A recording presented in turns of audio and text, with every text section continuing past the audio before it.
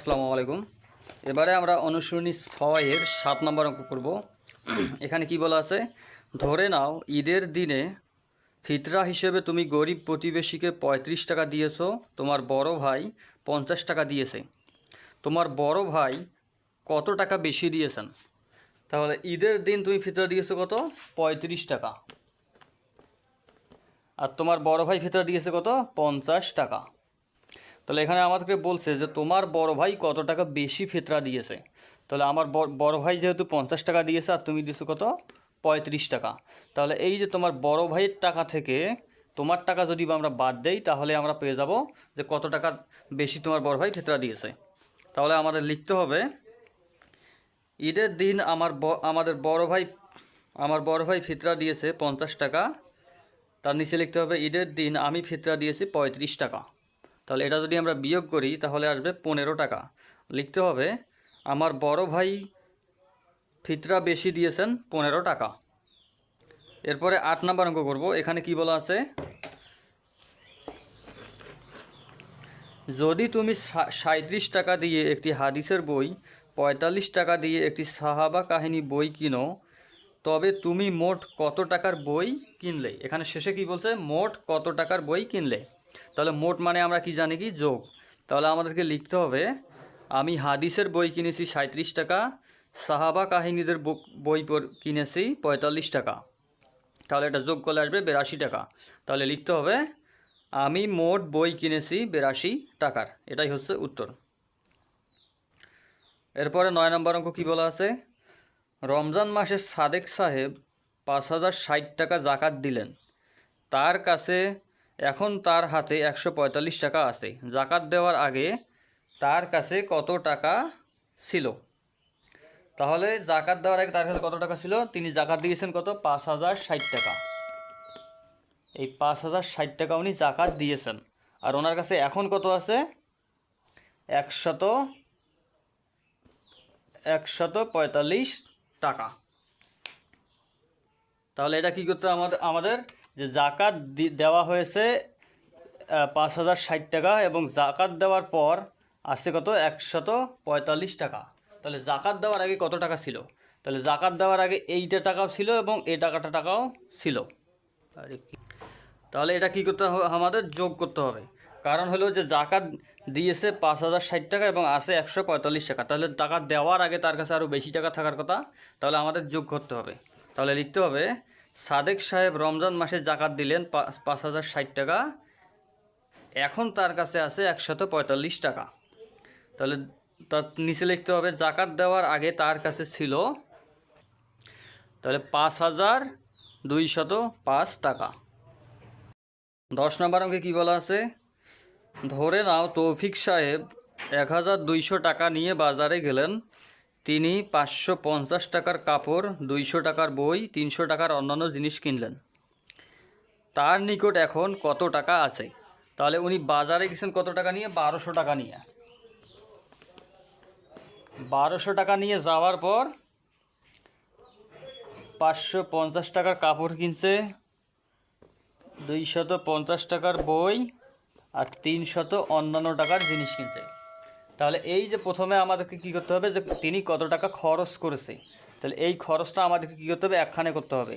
একখানে করার পর যে এই যে উনি বাজারে গেছেন 1200 টাকা নিয়ে, এটা খরচ থেকে 1200 টাকা আমাদের বাদ দিতে হবে। তাহলে আমাদেরকে লিখতে হবে, তৌফিক সাহেব কাপড় কিনেছেন 550 টাকা, বই কিনেছেন 250 টাকা, অন্যান্য জিনিস কিনেছেন 300 টাকা। তাহলে তিনি মোট বাজার করলেন, এটা যোগ করলে আসবে 1100 টাকা। তাহলে তিনি মোট কত টাকা খরচ করছে? 1100 টাকা। আর বাজারে গিয়েছেন কত টাকা নিয়ে? 1200 টাকা নিয়ে। তাহলে কি করতে হবে, বাজারে যাওয়ার টাকা নিয়ে এই খরচটা আমাদের বাদ দিতে হবে। তাহলে আমাদের লিখতে হবে আবার, তৌফিক সাহেব বাজারে গেলেন 1200 টাকা নিয়ে এবং খরচ করলেন 1100 টাকা। তাহলে তার কাছে রইল, আর এটা বিয়োগ করলে আসবে 100 টাকা। 11 নম্বর অঙ্কে কী বলা আছে, দুইটি সংখ্যার যোগফল 775 এবং একটি সংখ্যা দেওয়া আছে 350। তাহলে অপর সংখ্যাটি কত?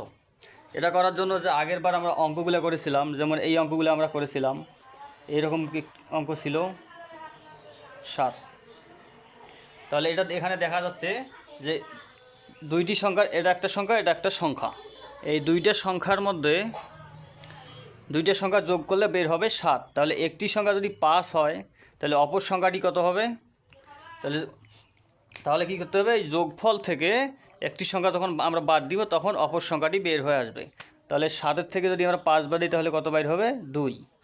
ঠিক একইভাবে এই অঙ্কটা আমাদেরকে করতে হবে। লিখতে হবে দুটি সংখ্যার যোগফল 775, একটি সংখ্যা 350। তাহলে এটা বিয়োগ করলে আসবে কত? 420। তাহলে লিখতে হবে অপর সংখ্যাটি হচ্ছে 420। এরপর 12 নম্বর অঙ্কে কী বলা আছে? মনে করো নুরানি মাদ্রাসার লাইব্রেরিতে 452টি বই ছিল, তা থেকে ছাত্ররা 45টি বই পড়তে নিল। নতুন 30টি বই ক্রয় করা হলো। তাহলে লাইব্রেরিতে এখন মোট কতটি বই আছে? এই অঙ্কটা আসলে আমার নিজেরও বুঝতে একটু সমস্যা হচ্ছে, কারণ হচ্ছে যে তো লাইব্রেরিতে কতটি বই ছিল? 452টি লাইব্রেরিতে বই ছিল, এইখান থেকে 45টি বই ছাত্ররা নিয়েছে। তাহলে লাইব্রেরিতে এখন মোট কতটি বই আছে?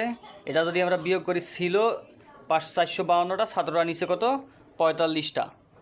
তাহলে এটা বিয়োগ করলে 5 সাথে 12, 7 হাতে 1, 0 হাতে কোনো কিছু নাই, 4।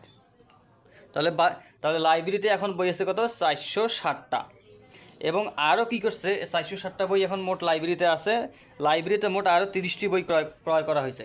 তাহলে এই যে 407-এর সঙ্গে আরও 30টা বই ক্রয় করা হয়েছে। তাহলে এখন মোট কতটি বই আছে? এটা যদি আমরা যোগ করি, 7, 3, 4, 437টা। তাহলে আমাদের লিখতে হবে নুরানি মাদ্রাসার লাইব্রেরিতে বই ছিল 452টি, ছাত্ররা পড়তে নিল 45টি। তো লাইব্রেরিতে এখন বই আছে কতটি? 460টি। এরপর কি করতে হবে? যে নতুন 30টি বই ক্রয় করা হলে লাইব্রেরিতে এখন বই হবে 460 যোগ 30 সমান হচ্ছে 437টি।